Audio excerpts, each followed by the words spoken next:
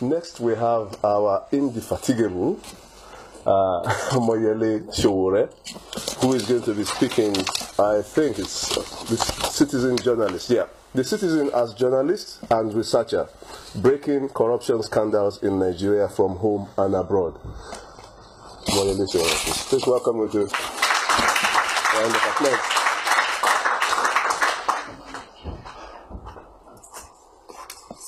Thank you, everybody, and thank you, Professor, for doing what professors do. Talk a lot of sense into students when they are sitting.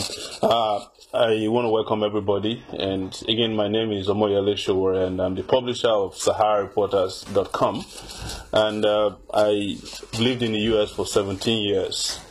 And for the sake of disclosure, the United States of America has one of the most corrupt streets in the world. It's called Wall Street. So when you're talking about corruption, Nigeria is not the most corrupt country in the world. Actually, I would think it's the United States. And of course, you guys in England, where all of our money has been pouring since the days of slavery up until now. But I just want to quickly also respond to the fact that we are happy that Nigeria is no longer one of the 10 most corrupt countries in the world by perception. I think that process of actually determining corrupt country is also rigged against third world countries. Considering the fact that monies that are stolen from our part of the world are passed through Western banks, particularly in the UK, US, and Switzerland.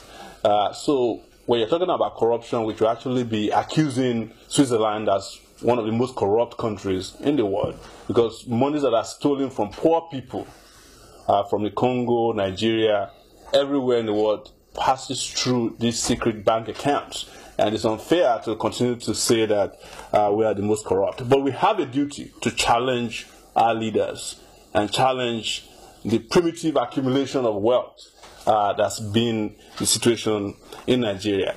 And again, I just want to say that the reason why Nigeria was not part of the 10 most corrupt countries this time around was because the former regime has stolen so much that there's nothing left to steal again. And as a result, there's no way Nigeria could have become one of the most corrupt countries in the last 2 years. Let me tell you, and I'm speaking extempore today because I believe in the paperwork reduction law, so I don't do a lot of paperwork, that something happened in 2015 before President Muhammadu Buhari took over power. He had to rush to the UK, you know. Your website. Okay, yes. He had to rush to the UK for one of those secret medical treatments before he took over power. And who was sitting somewhere close to him? It was the woman who used to be the most powerful minister in Nigeria. This is Desiani Alison Madueke.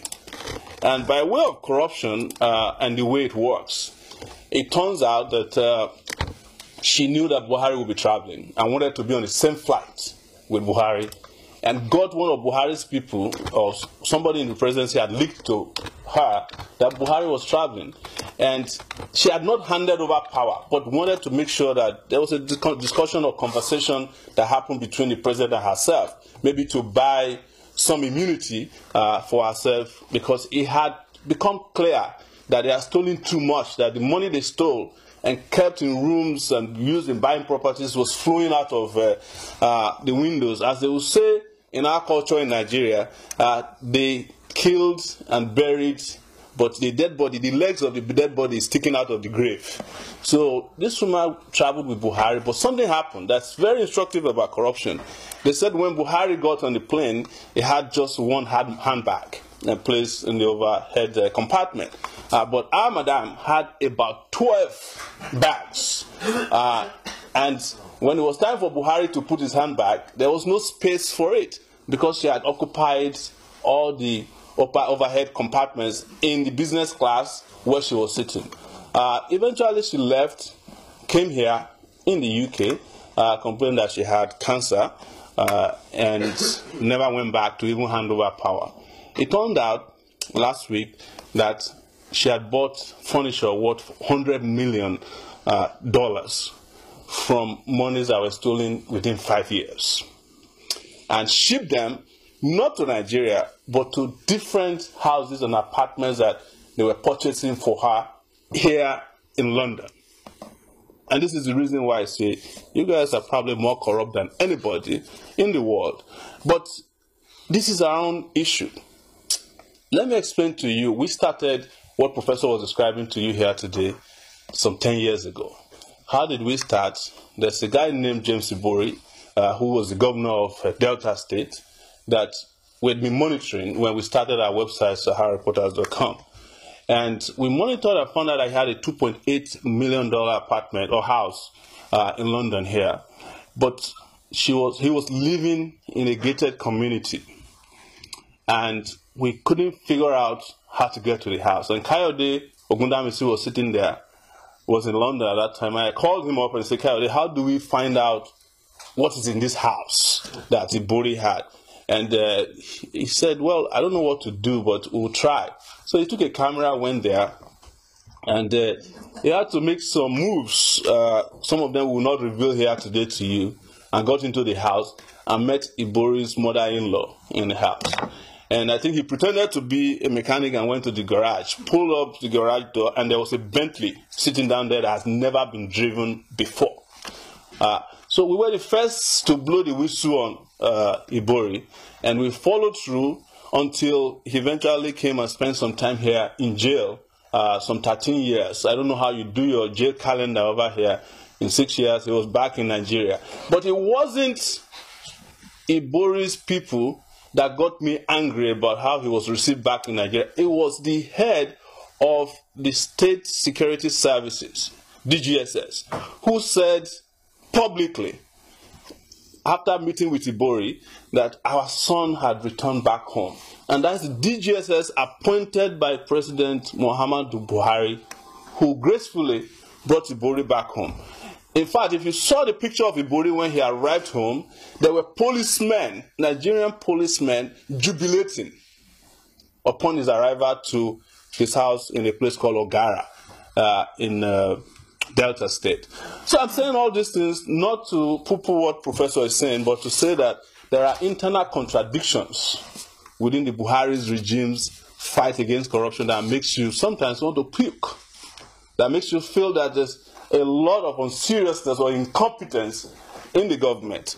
And of course, as you know, I guess after Buhari came to power in 2015 and saw how much had been looted, he himself became sick and had been in this country, in the UK now, for almost 90 days, with his jet parked somewhere in Stansted Airport, accruing about £4,000 every day in parking fees. He has not disclosed to us his ailment, and we know that that is costing Nigerians a lot of money. But it is not the discussion about Buhari's head that I'm here to do today. Hopefully before we leave the UK, we'll be able to take him back with us so that he can resume back to work.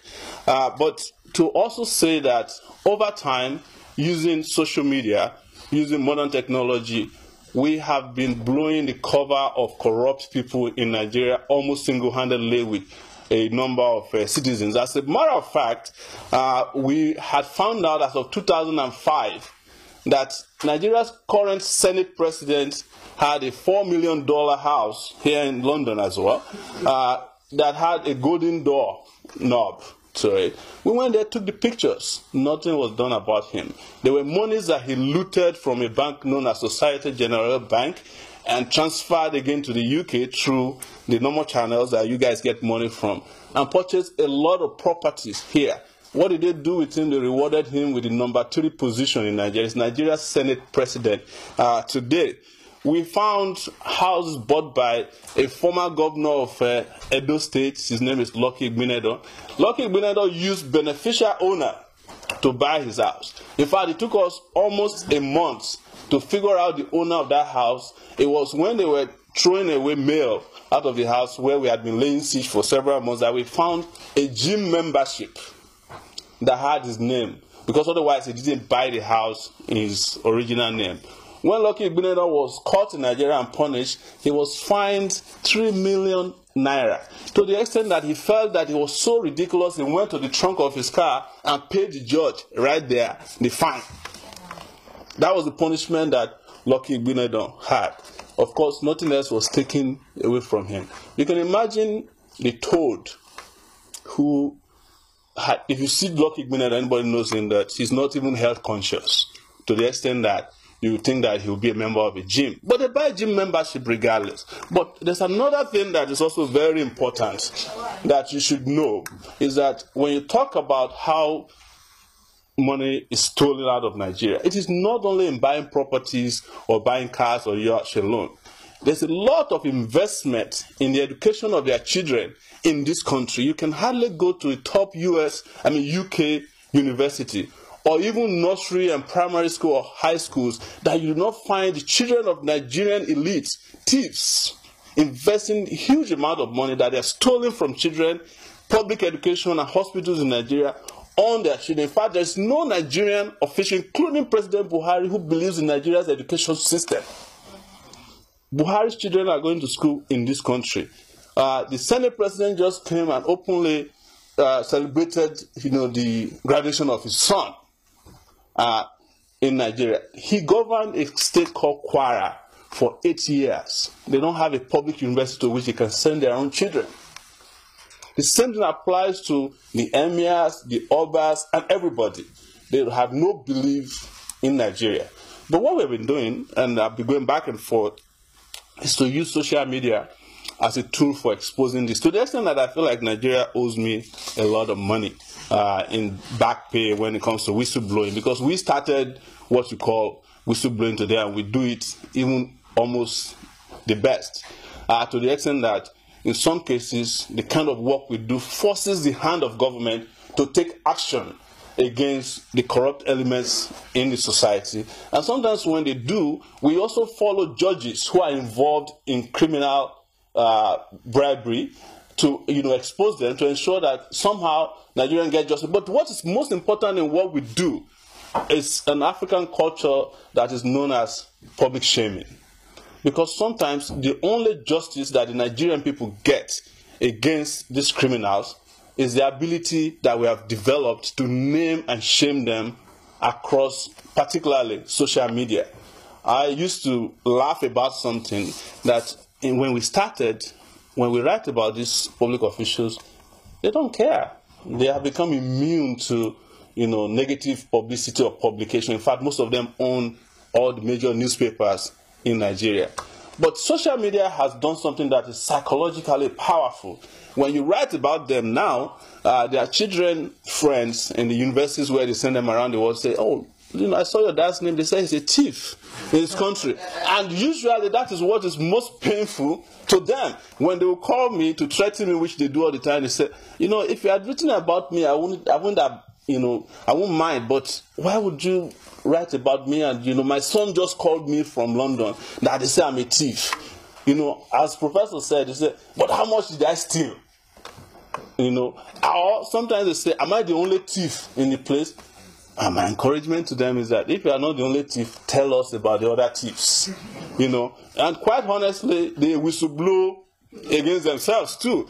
And they say, well, the house next to my house is also owned by another governor. So why is it that you're only talking about me?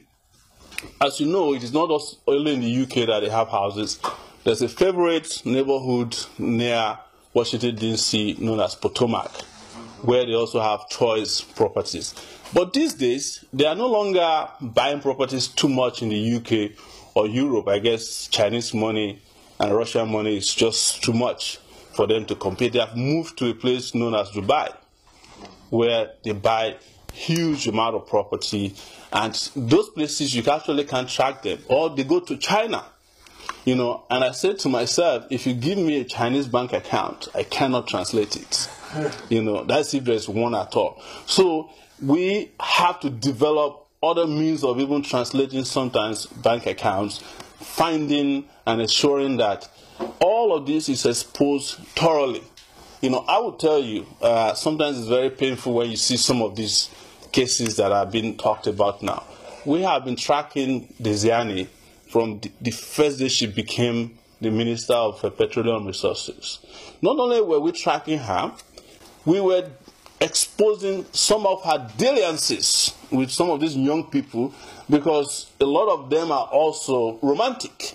You know, she was romantically linked with our former president. We said it. We put it out on social media. And sometimes people say, well, you are disclosing too much about these people's lives. But today, you have heard that everything we've told you, both in pieces or in well-written long-form stories, have become true, to the extent that we can almost disclose today that Desiani, by herself, might have stolen almost $50 billion. It's not all the money that they steal that are invested in real estate. The biggest part of it is also invested in elections. Because the biggest business in Nigeria, the biggest industry, is public office. So anybody who wants to become successful in Nigeria will go after public office. And in getting public office, you have to have a huge war chest. And huge war chest allows you to bribe election officials, police. It allows you to carry out assassinations of your opponents whenever you want and get away with it. And then allows you to grab power. And when you grab power in Nigeria, I mean, power is power, as you can imagine in the rawest form. You know, you own not only the streets, you own the church. You know, because the pastors are praying and praising God in your name. In fact, you can design your own God, such that that particular God, the Christian God or the Muslim God in Nigeria, does not even see your corruption, even though he's an over-powerful, all-encompassing God that punishes at the slightest provocation. The God in Nigeria does not punish the rich, because they are designer gods designed by their pastors or imams. So this is why Nigeria is such a very, very powerful place for corrupt people. Power is concentrated too much in the hands of a few individuals. And the same thing goes for wealth. To the extent that when you talk about the Economic and Financial Crimes Commission, for example, the EFCC in Nigeria, which is trying its best, the body has been emasculated, crushed by these powerful people, you know, to the extent that the chairman of the EFCC is more afraid of lawmakers who are criminals. We did a small thing recently about Nigerian governors who were formerly governors, who are now in the Nigerian Senate, who had corruption cases. If the EFCC were to walk into the Nigerian Senate and pick out all the corrupt people, there will be nobody left in our Senate. That's the truth. All of them, because the Senate had become the retirement home for corrupt former governors. If you just walk into the place and arrest everybody who has committed a crime, there will be nobody left at the Senate except the security guard at the place. It's the home of some of the most corrupt criminals in the world. And in doing the kind of work we do, we have to appeal to not only people in government and shaming them, but there's also a very laborious education process for young people in the country. The concept of wealth for young people in Nigeria is so difficult that it's, even after we're done with all the criminals and jail them, you have to do a whole reorientation and re-education of young people. Young people have come to believe in instantaneous wealth. And they don't believe anymore in hard work, because there's nobody in the last 20 years in Nigeria that have come into real wealth who has worked for it. You know, and I'm saying it openly here, and you can just show me one. You know, you can mention, well, the richest woman in Nigeria, who was a hairdresser, who got an oil block dashed to her. Is that hard work? Or the one who says is biggest billionaire in Nigeria, who live off of, you know, not paying custom, not paying taxes, you know, granted land wherever he wanted, you know, sold to public institutions that belong to the rest of us, you know, for peanuts. Those are not people who have worked hard for wealth. But those are the people that the young people believe in. For you to do a great movie in Nigeria, you have to get a house in Ikoyi that is owned by somebody who didn't work for the house. And when somebody sees the movie, it's like, wow, you know, this is a great house. but nobody asks who's the owner of the house. Interestingly, the owners of the house are given credit at the end of the movie, if you pay attention. And sometimes that's where we get some of our own investigation from, credits of movies. I don't watch Nigerian movies, but I watch the credit. Just like I used to read a newspaper made in the UK known as Ovation magazine. I hated it, but it was the first place where we found all the houses that were bought, with corrupt proceeds in the UK, because the governors used to love to come here, call Dele Momodu to come to their house. They'll do parties, and we'll see the address there. And the next day, we'll buy from the land registry in the UK those property information. Most of the property information you have now, I purchased them personally from the land registry in the UK, which is very easy to do, but it made me broke for a while. Because I just kept, sometimes, we just kept buying and buying property information, and we look at it. And it's very difficult because they were using, as you know, beneficial owners to purchase so many of these properties. But, when it comes to Nigerians, even if they buy a house in another person's name, we are so loud that somehow we will let you know that the house belongs to us.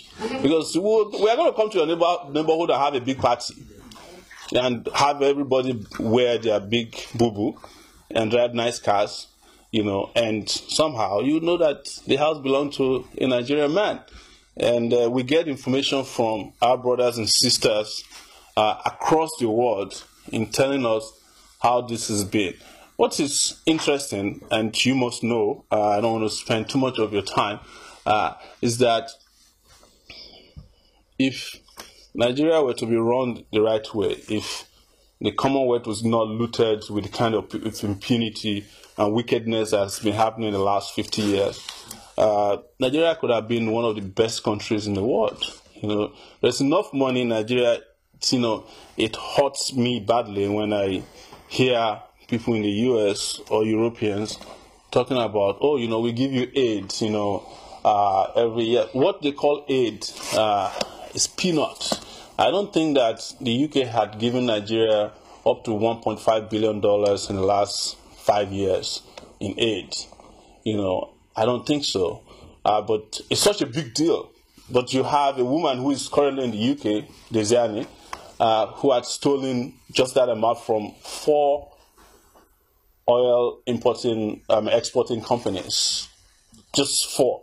We are not talking about several other ways that she has squandered money or had frittered money away from the country, or had mismanaged and embezzled. And she's not the only thief, by the way. I agree with whomever said that there's a lot of them, including the former president and his wife, who shamelessly went to court to defend money that they caught with her, and she couldn't explain how it was. Not only was she shameless in doing that, they would send people to the court every other week that the case came up, well dressed, to support her, a solidarity group. She had the effrontery recently to attend an anti-corruption book launch in Abuja, where this is true, where she was part of the high table of people launching this book on anti-corruption. Of course, the book was written by one of the most corrupt senators in Nigeria, named Dino Melaye. That's probably some of you don't know him, but I'm assuming that we are talking likely to a Nigerian audience here. So the question is, Prof, you mentioned that a lot has been done and there's not a scandal in this government. I disagree with you. It is your government that the secretary to the government cut grass somewhere in the north with millions of dollars, I think 200 million just to clear grass. And you also made another presentation here that I want to dispute, that, illegal recruitment. In fact, Sahara Reporters found out that the Buhari regime had the central bank governor illegally recruit children of all the top government officials. And we brought out all their names and nothing was done. Why am I saying that? Just also to challenge you on the fact that a lot of the scandals in this government that were brought out or had been reported, nothing had been done about them. In fact, we can safely say that, and we are frustrated to say so, that there's a special group of people within the government who enjoy immunity and protection from searchlight by the government agencies. I like your group because you're not afraid to speak. Professor Sage is my favorite. I read him all the time. But I think there's a disconnect between what your group says in the public and what the government itself does internally. We had a governor who is from the north who was caught with 500 million naira from the bailout funds that were given recently.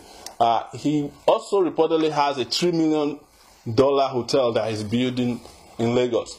But guess what? He was one of the people selected to come and meet the president who's on medical vacation in the US. That's the governor of Zamfara. So when you have criminals like that who are currently in government and you provide them the kind of access that they have to the president. In fact, we heard at the point that he was almost getting married to the daughter of Mr. Buhari.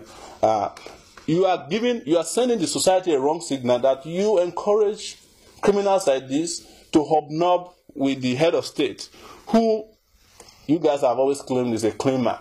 Nobody knows that because up to today, your presidency hasn't disclosed his assets publicly to us, even though he promised to do this. But as you can imagine, people, if I want to start counting to you here, so many of these scandals that we have found, even in the government of the day, we will be here till tomorrow and we'll still not be able to end this. But let me say that I have a little position on the whistleblower policy of the government. I don't think that even if people bring wrong information, they should be prosecuted the way they are being prosecuted. And I also think it's wrong to put the whistleblower unit in the Federal Ministry of Finance. That is like asking cats to be guarding, rats. The most corrupt ministry in Nigeria is the Federal Ministry of Finance.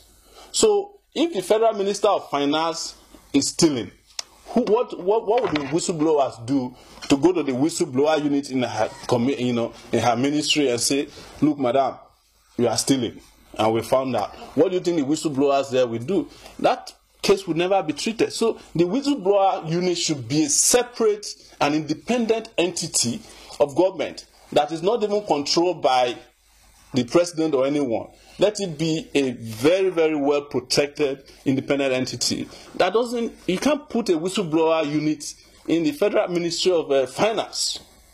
That doesn't make sense as far as I'm concerned.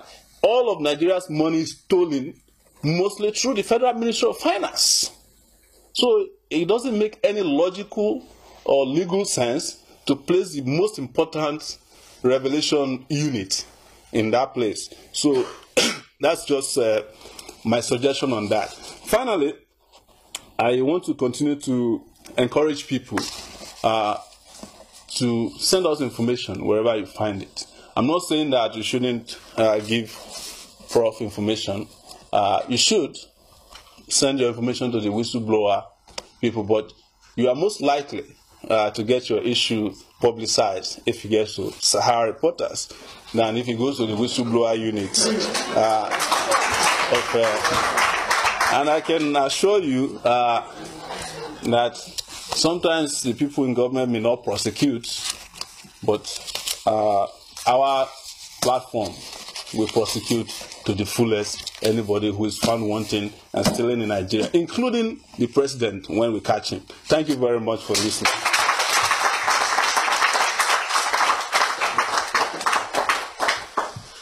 Well, I hope you enjoyed that.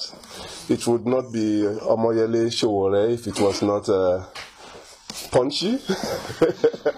That's what I expect of him. And we do need the kind of robust check that his brand of journalism provides for a developing country like ours. Without it, like I said, we happen to have a respectable government comparatively to our past now, but it will change. So we do need this brand of journalism and this brand of activists, and I would, without much ado, allow you to ask just a few questions. A few questions. I think 3 questions which he will be allowed to pick. We'll meet outside this venue, and there are other papers too. You can also cross-reference your questions and all that. So, please. Go on. Yes, please. Thank you very, very much. I was just wondering, okay, so I'm a lawyer. So I have two major concerns. Yes. One is the descriptives. To call somebody a thief, yes, when they have not been prosecuted, yes, I have major problems with that. I understand the language, and I'm sure the idea is for maximum impact. yes. So, one, do you worry or do you get concerned about being sued by, all of these people? Primarily because at the end of the day, there are two tensions. So there is the tension to ensure that I think what you do, and with respect to Sahara Reporters, is naming and shaming, alternative justice, if you like. So there is that tension, and of course everybody is entitled, until they have been proven guilty by a court of law, to what we call their own respect, howsoever the respect is described. So I'm just wondering how, when you make your decisions on what to publish, the terminologies, how you go about it, how you balance those two interests. Thank you. Yes. Okay. One of my area of work is terrorism.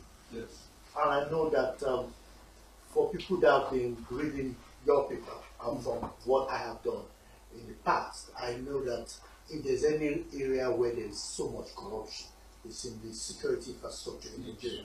What is your opinion about that? And if you have an opportunity, taking into consideration now people in here, to speak on the issue of corruption and Nigeria's security infrastructure, what would be your view on that?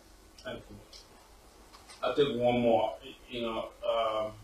Ajay, you owe me the list of the people you have. We'll talk later. Let me take the question from the lady, and I'll take your question. Just allow me for yes.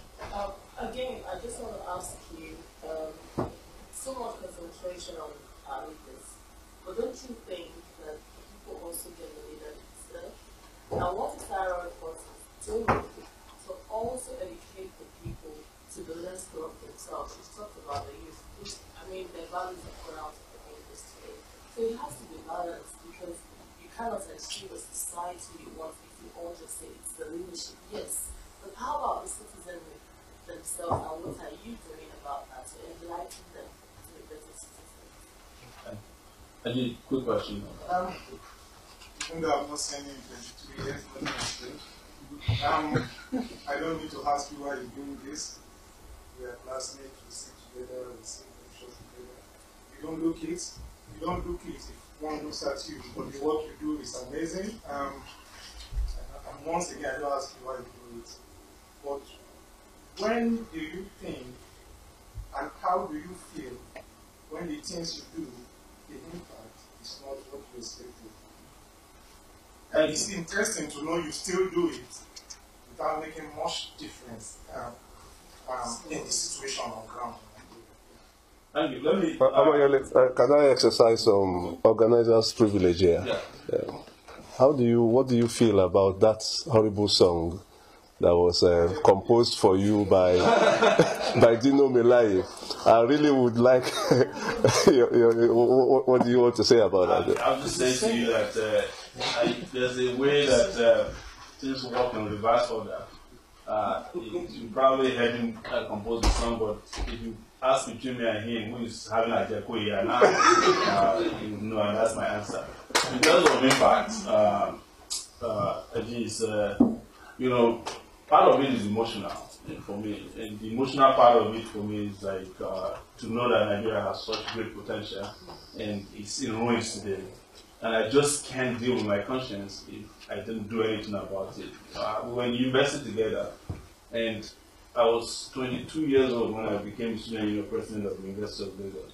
And I was hoping to leave the University of Lagos in 1993 to go and settle down, get married and have kids. And what happened? 1993, Babangida came and annulled an election that stalled my life to today. And I said to myself, we just have to fight the war. I saw the elites at that time, and it's part of the reason why I don't look at Nigeria from the prism of ethnicity.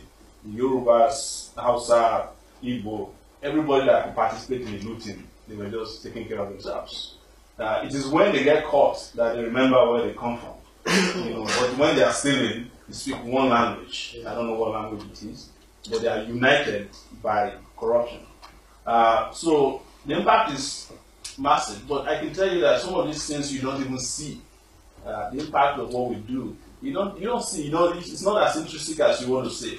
But if you had a Nigeria that somehow in 2015 could have a change of leadership based on the reporting and the mobilization we did on corruption, even though that might be misplaced now, going by what is happening, you cannot say that we haven't had impact. Because in our lifetime, there's no time that Nigeria has ever even had a free and fair election that led to change of government, except in 1993, and that didn't lead to. So there's impact, But again, I say that the fact that ordinary citizens like us can put the fear of what they call the fear of God in the heart of powerful men and women in our country, that's huge impact. To the extent that the Senate President of Nigeria had to go to a court in Ilorin to get a libel judgment against me. That's an impact. Because if it was before, he wouldn't have even cared at all. People have just looked for a way to shoot up everywhere, and it's not as if they wouldn't do that. But, impact is in different, grades and shades and forms.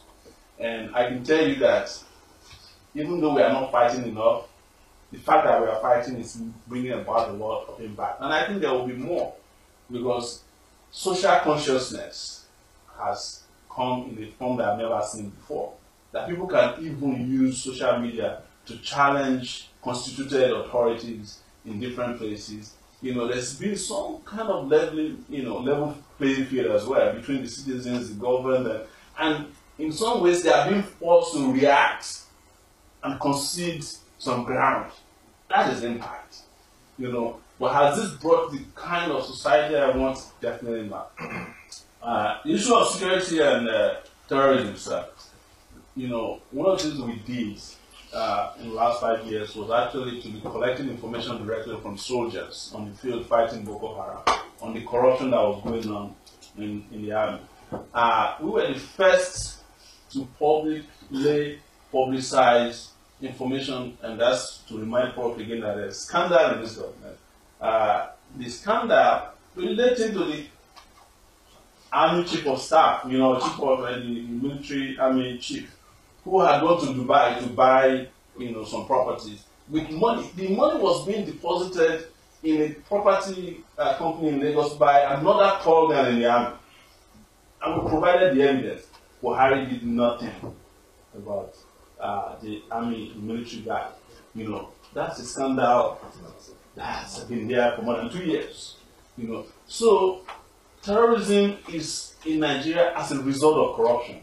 You can imagine that Boko Haram, which is a group of ragtag army, can be defeating the Nigerian army that has over $2 billion to purchase weapons with every year. But none of you here can say that we did not tell you that there's corruption going on in the army. We've been reporting about it. We were even reporting as soldiers were running away from Boko Haram and presenting the video to the public. But the response of even some of our friends in social media in those days are, why are you always reporting negative things about Nigeria? Why don't you, it's because you hate Jonathan and all of that shenanigan. But now we know better because, army generals, civilians stole over $15 billion. According to the Vice President of Nigeria, this is not Sahara Reporters, and just use it in buying properties in Dubai, in Abuja, in the UK, in the US. They bought cars with it and bought all kinds, anything that money could buy. Like I said, they bought God where they could find cheap one and lorded it over us. But now we've known the truth. The last question is about calling somebody a thief and the use of language. You know, I know you're a lawyer. And I'm not a lawyer, but I'm very legally aware that, you know, the threshold for calling somebody a thief is not exactly what you need in court. I've been sued 4 different times in the US for libel. And the judges agree with me that my language is very flowery. I mean, it's very good enough to describe people who steal from my country. 4 times. And I've won all the 4 cases. The first one was by the guy who later became NAFDAC DG, Paul Ori. When he sued against us, they offered him NAFDAC job. He went there and did exactly the same to store. There's a guy who was helping them sell properties, embassy properties in Washington, D.C. and New York. You know, he sued me. We were in court for 4 years. The judge said something that is very important. U.S. judge, not a Lorraine judge. So, because he alleged that there was malice because we published what his sister also wrote that he's a thief.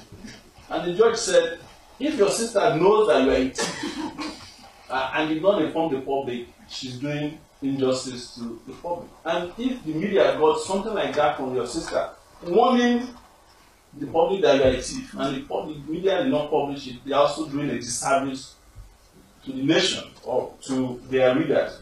And on that basis, the case was summarily dismissed. Of course, I was also sued by Obanikoro when I exposed his stealing of money that they used in rigging the Ekiti election, what we call a Ekiti Gate. Over 7 billion naira was stolen to use to rig the election for one person. Lawyer, what do you want me to call that person? You know, a priest? You know, it's a thief. You know, so again, I'm just telling you that the dignity that they want from us in reporting can only be gotten if their hands are clean. And when you're talking about judges, you know, counsel, there are not a lot of good judges in Nigeria. So we stay in court. Governors that were charged in 2007 for corruption, Odious or Kanu is one of them, they are still in court. The case has not been concluded. The Chief Justice of Nigeria is friends with the Chief Thief of Nigeria. They don't hide it. They go to the same church, they go to the same wedding. You know, when they are doing election cases, they openly exchange money. You know, we see bank accounts. What do we call these people? To call them priests? They are thieves. And I hope you understand that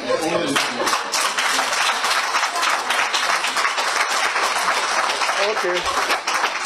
Thank you very much, Moyele Sowore, all the way from Washington, D.C. From New York.